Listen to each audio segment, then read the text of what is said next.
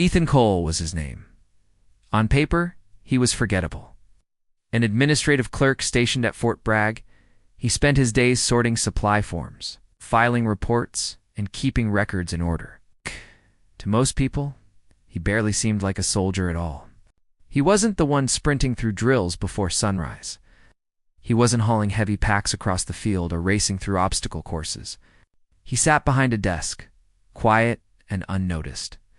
Other soldiers joked about him. They called him the librarian, the paper pusher, even Sergeant Stapler. It wasn't always cruel, but in a world built on toughness and bravado, Ethan barely registered as part of it. He never pushed back. He never tried to prove them wrong.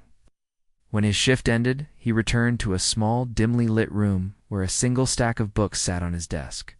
He read quietly, ate quietly, and slept quietly, drifting through the base like a ghost. But inside him lived a truth no one could see. That truth was forced into the open during the annual Iron Valor drill.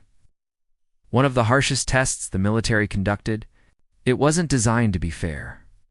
It was meant to strip soldiers down to their core and expose who they really were when exhaustion, pain, and pressure closed in. That year, the event was overseen by General Marcus Hale, a legendary commander. Known for his ruthless standards, he was a towering presence with a voice that could crush confidence as easily as it could command armies.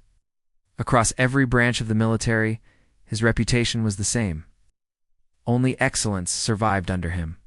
The parade ground buzzed with tension as hundreds of soldiers stood in formation, uniforms sharp, faces hard. General Hale's voice boomed across the field. Today, we find out who among you is truly worthy of this uniform, not just in strength, but in spirit. The words sliced through the air. Hearts pounded, spine stiffened. Then he did something one expected. He called for a volunteer, someone willing to step forward and challenge the drill sergeant. A heavy silence fell. Every eye turned toward Sergeant Blake. He was a legend in his own right, scarred, relentless, built like a living weapon. He had broken countless recruits and dominated every physical test ever thrown his way. Stood with arms crossed, daring anyone to be foolish enough to accept. No one moved then.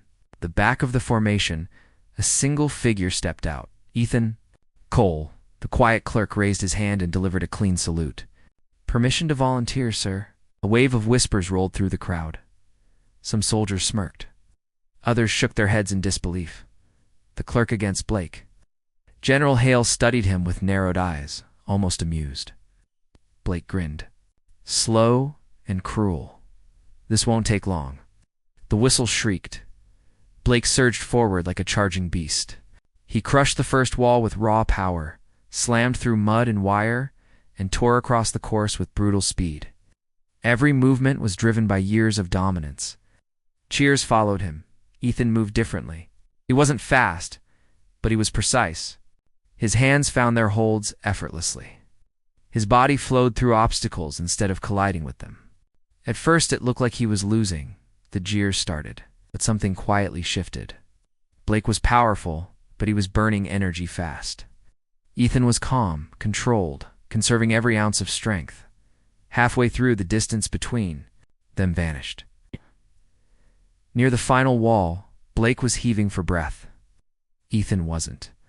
Blake flung himself over the last barrier and landed hard, stumbling.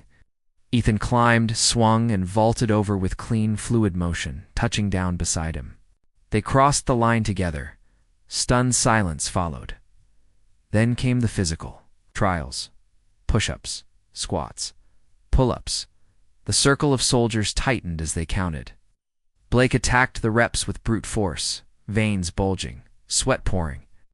Ethan moved like a machine, each motion flawless and unbroken. Numbers climbed. Blake began to shake. Ethan did not. "Enough," General Hale called. Blake dropped to his knees, gasping. Ethan remained standing, steady and silent. The final test was hand-to-hand combat. Blake cracked his knuckles, a savage grin on his face. "Time to put you back." Behind a desk, Ethan lifted his hands calmly. No fear, no anger. The whistle blew.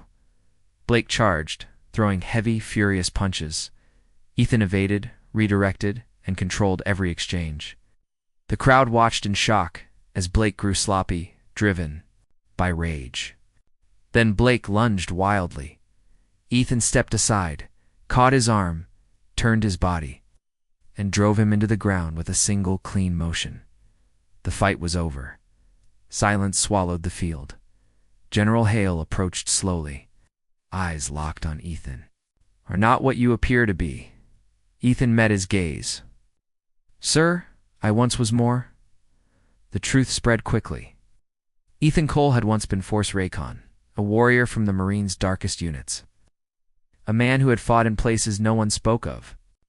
He had lost too much, and when the weight became unbearable, he chose a quiet desk over the battlefield. But the warrior had never left. From that day on, no one saw him as invisible. Not because he defeated Sergeant Blake, but because he showed what real strength truly looks like. It isn't always loud. It isn't always on display. Sometimes it lives quietly, waiting for the right moment. As the American flag waves against a brightening sky, the final words linger.